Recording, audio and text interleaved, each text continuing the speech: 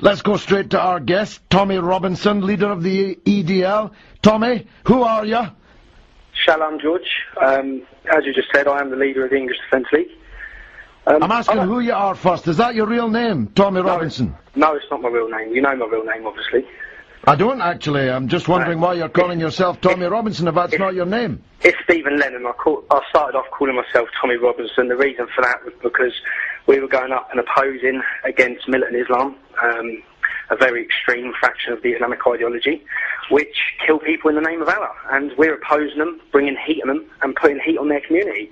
And automatically, they will want to take that revenge out on me. So originally, I started off hiding my identity, but now I'm proud to show everyone who I am and stand up against it and hold my head up. So you're not in the same danger you thought you were, or? I am. Yeah, of course I'm in danger, but but why have you started to use your own name now then? That's what I'm trying to establish. Because it was exposed, not by myself. Okay. Obviously, I want to keep myself safe, I want to keep my family safe. Well, I honestly didn't know your real name, but I'm glad that you've revealed it, because it's always better to talk to people in their real names. And secondly, I said, who are you? What are you? You said you're the leader of the EDL. Who made you the leader? I made myself the leader. I formed the English Defence League, and we formed it in Luton after the protests against our soldiers, and it's just spread as a phenomenon across the country, gaining support. So you made yourself the leader, but you're a big supporter of democracy? Yeah, I am, yeah. I've actually met you, George, in 2007, in Luton, actually. I went along to a respect party. It was on Galloway Road. I don't know if you remember. I don't actually, no. No, well, you was holding a meeting. I went along, I brought a bird with me, and we went to see what the respect party was all about. You brought a bird with you? What, a parrot? Yeah, no, I brought a girl with me, and we come to the meeting, and as we walked into the meeting, there was someone stopped at the door, and as we were coming in, and they said, you need to sit this side, and you need to sit that side. And I asked them what they're on about. And I could see loads of Muslim men on one side, and loads of Muslim women on the other side. And I said, well, I've come with my missus, I want to sit with my missus. No, you can't. And I said, isn't your party called the Respect Party? Yeah. Or am I missing something? Because are you separating me from my missus when I want to sit down with my missus and listen to what your party's about? And there was another Afro-Caribbean man there who was kicking off at the same point because he wanted to sit with his missus. And that's when I just, in my own view, thought what a laughing stock this Respect Party is, and why the hell is it calling itself Respect? Well, that was just about as big a pack of lies as you claiming that your name was Tommy Robinson. Because no such thing has ever happened at any Respect Party meeting. But we're not here to talk about Respect, we're here to talk about you. And in particular, we want to talk about the allegation by the police that your extremist, violent, hate-filled behaviour and rhetoric is fueling extremism in our country. What do you say?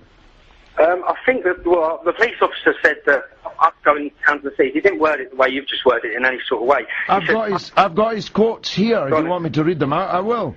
Yeah, go on then. Because I don't remember him saying a hate-filled rhetoric.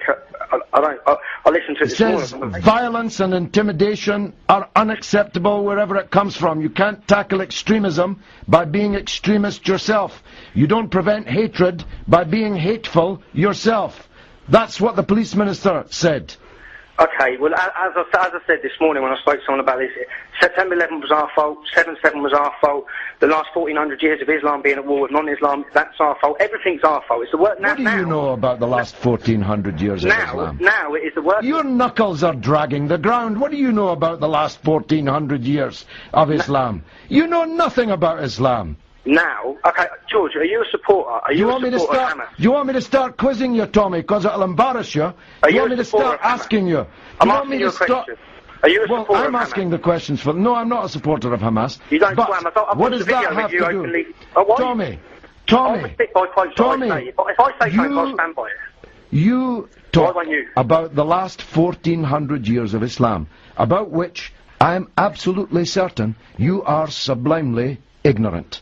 You know nothing about the last 1400 years of Islam because your knuckles are dragging the ground. You're an ignoramus who describes women as birds and then as their missus, who calls himself Tommy but his name's something else, and who's been accused by the police and the police minister of being hateful and extremist.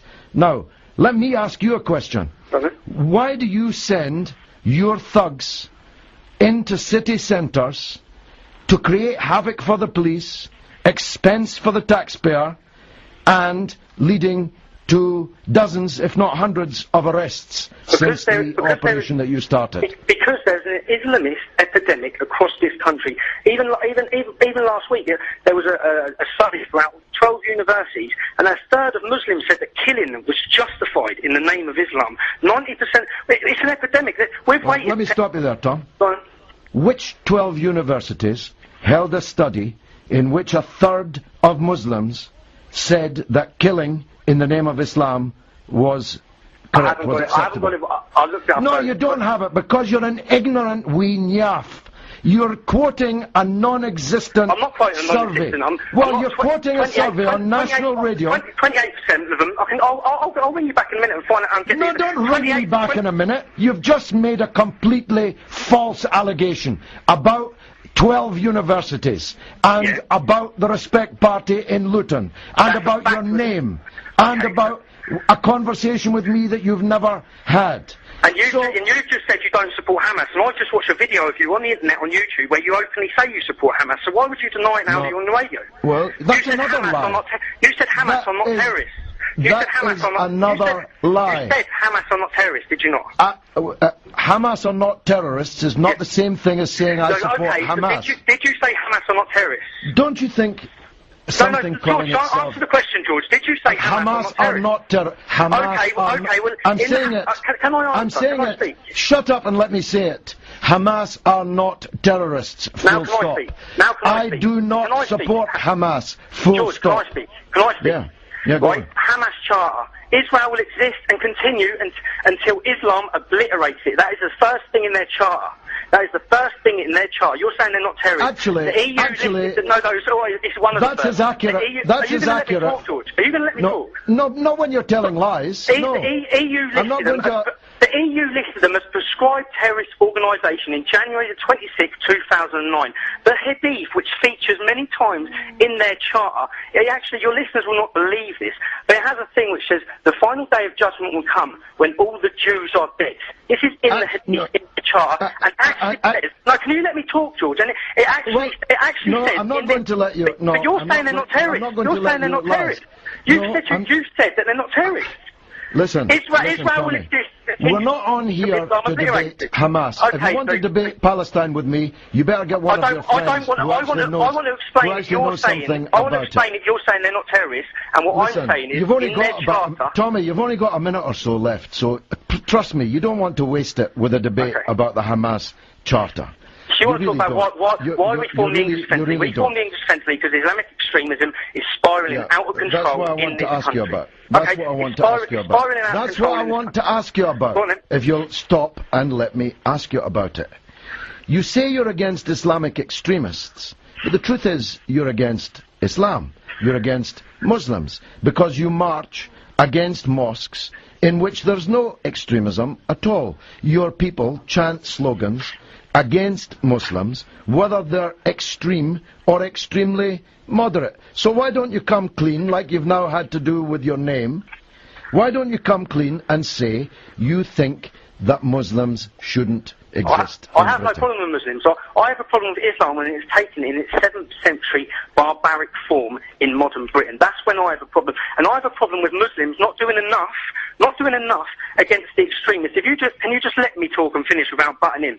Muslims fly planes into the Twin Towers. No Muslim outrage. Muslims block the exits of burning schools with children because they're not covered their hair. No Muslim outrage. Muslims cut off the heads of 3 teenage girls. No Muslim outrage. Muslims murder... That was in Iraq. Just let me... Muslims kill 80 tourists. We're talking about the English Defence League. Yes, we're talking about Britain. You're whipping up hatred. No, you're not going to let me finish. No, I'm not. Why not? Because you are deliberately conflating events in Iraq with events in Britain. Shut up. Shut up. Muslims kill 50 in London. Shut up and let me finish. Shut up and let me finish. No Muslim outrage. You I was talking, George. This is you talk, and then Muslims attack our troops. Muslims burn our copies. No Muslim outrage. Someone draws a cartoon of Muhammad. 700 people killed. 45 churches burned to the ground. Someone talks about burning. Someone talks about burning the Quran. People killed where? 700 people killed where? Most of them in Nigeria. Worldwide outrage. We're talking about the English. When is it? Yeah. Will you shut up? Will you shut up and let me talk? We're talking about the English Defence League, the presence of Muslims in England, or if you like, in Britain. Don't keep talking about things that happened in Nigeria or in Iraq. We're talking about the presence of 1.8 million Muslims in Britain and your campaign against them. The police say that you are causing more extremism by the thuggish, ignorant, violent campaign at which you are the self-appointed head. Now here's your last chance to tell us why the police are lying about you. We are a symptom. Why don't they tackle the cause? Because everyone's too afraid to talk about the cause, the root of the problem. We're a symptom. We would not be here if there was not militant Islam in our towns and cities. Why don't someone talk about the problem? Why don't you talk about the problem, George? We're not the problem. We've only come about. But the police say you are the problem, though. Okay, but why they don't? Why are the police lying about you? Because they're petrified of the Islamic community, the same as everyone else is. They're worried about the police are petrified of the Islamic community. Everyone's out of step except wee Tommy or Johnny or whatever his real name is. So why don't anyone Thanks very much indeed. That's the leader of the English Defence League, Tommy Robinson, though it's not really his name, and he made himself the leader. But you may have a point of view on what he had to say.